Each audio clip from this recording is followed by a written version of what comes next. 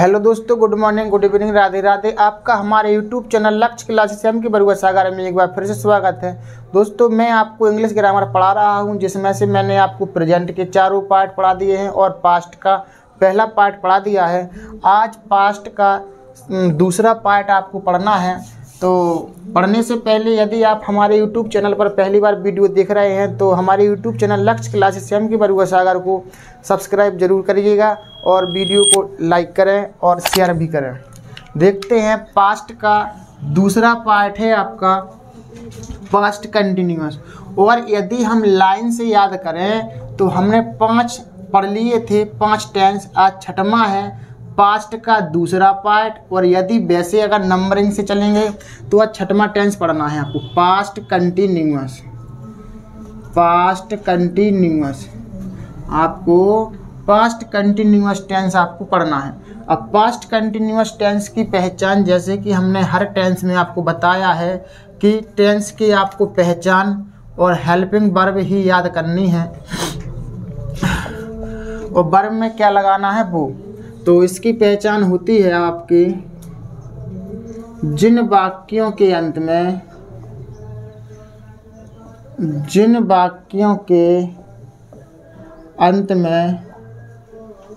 रहा था, रही थी और रहे थे। तो जिन वाक्यों के अंत में रहा था, रही थी, रहे थे आदि शब्द आते हैं। आदि शब्द आते हैं। तो जिन वाक्यों के अंत में रहा था, रही थी, रहे थे आदि शब्द आते हैं उसे हम पास्ट कंटिन्यूअस टेंस कहते हैं। इसकी हेल्पिंग वर्ब आपकी क्या होती है, यानी सहायक क्रिया। सहायक क्रिया होती है आपकी वॉज और वर। वॉज लगाना है आपको सिंगुलर सब्जेक्ट के साथ, यानी कि एक वचनकर्ता के साथ, और वर लगाना है आपको बहुवचनकर्ता के साथ, यानी कि प्लूरल सब्जेक्ट के साथ। और क्रिया में वर्ब की फर्स्ट फॉर्म प्लस में आईएनजी लगाते हैं। वर्ब की फर्स्ट फॉर्म प्लस में आईएनजी लगाते हैं। तो इस टेंस की आपको 3 चीज़ें ही याद करना है, पहचान, सहायक क्रिया और क्रिया में क्या लगाते हैं, बस। यदि आपने टेंस की 3 चीज़ें याद कर लें, आपको टेंस बनाना आ जाएगा। जिस तरीके से हमने दूसरे नंबर का टेंस पढ़ाया था या बनाया था प्रेजेंट कंटिन्यूअस, उसी तरीके से आपको आज पास्ट कंटिन्यूअस छठवां टेंस ही बनाना है। और इसमें वर्ब की फर्स्ट फॉर्म में आईएनजी लगाने के जो नियम थे, हमने प्रेजेंट कंटिन्यूअस में बहुत ही अच्छी तरीके से एक वीडियो अलग से बनाई है।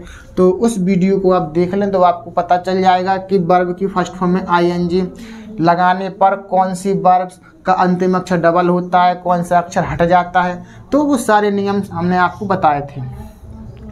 तो आपका आज पहला एग्जाम्पल रहेगा, वे फुटबॉल खेल रहे थे। एग्जाम्पल है आपका, वे फुटबॉल खेल रहे थे। वे फुटबॉल खेल रहे थे।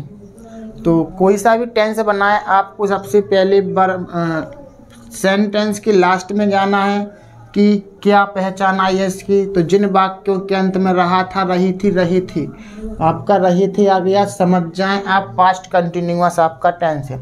पास्ट कंटिन्यूअस है बनाएंगे, बे के लिए आपका लिखते हैं दे, और दे के हिसाब से रहा था, रही थी, रहे थे की अंग्रेजी क्या आएगी, वॉच की वर।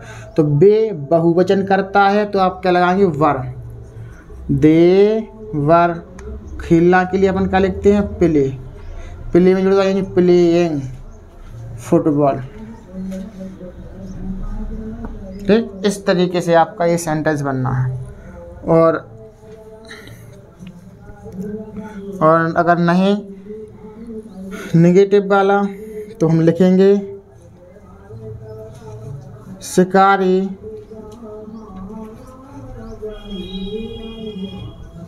हिरन को नहीं मार रहा था। शिकारी हिरन को नहीं मार रहा था। तो जिन वाक्यों के अंत में रहा था आ जाए, कहा जाए अपना रहा था आ जाए, तो हम समझ जाएंगे कि पास्ट कंटिन्यूअस टेंस है। तो शिकारी के लिए हम क्या लिखेंगे? The Hunter. The Hunter. रहा था, रही थी, रहे थे कि अंग्रेजी क्या लगाएंगे शिकारी के हिसाब से? शिकारी एक वचन करता है हंटर, तो हम क्या लगाएंगे? वॉज। The Hunter was. नहीं के लिए हम क्या लगाएंगे? Not. The Hunter was not. मारना के लिए क्या करेंगे अपन? किल लिखेंगे। किल में आएंगे जुड़े तो killing, killing the dear.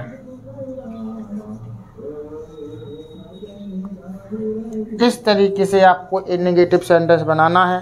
Affirmative हो गया, नेगेटिव हो गया। अब हम देखते हैं इंट्रोगेटिव सेंटेंस। क्या देखते हैं हम? Interrogative sentence. इंट्रोगेटिव सेंटेंस में क्या मैं एक मधुर गीत नहीं गा रहा था। क्या मैं एक मधुर गीत नहीं गा रहा था? वाक्य के अंत में लिखा है रहा था। समझ जाएं आप, पास्ट कंटिन्यूअस है बनाएं। यदि कोई क्या शब्द सबसे पहले आ जाए तो इसकी अंग्रेजी हम नहीं लिखते हैं।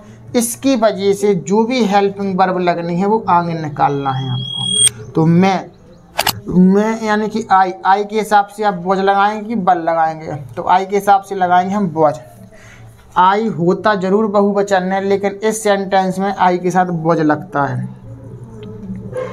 तो वॉज पहले हेल्पिंग वर्ब, फिर सब्जेक्ट आएगा। नहीं है तो क्या लगाएंगे अपन लोग? नॉट। Was I not. गा के लिए हम क्या लिखेंगे? सिंग। क्या लिखेंगे? सिंग। सिंग में आई एन जोड़ दो, सिंगिंग। सिंगिंग आ एक मधुर गीत के लिए आ स्वीट सॉन्ग।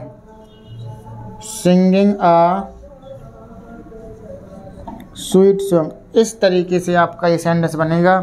पहले हेल्पिंग वर्ब निकालेंगे आगे, फिर सब्जेक्ट लिखेंगे, नहीं है तो नॉट लगाएंगे, फिर वर्ब लिखेंगे, फिर आप क्या लिखेंगे? ऑब्जेक्ट लिखेंगे। ठीक। और देखें इसमें एक और आपका टेंस है कि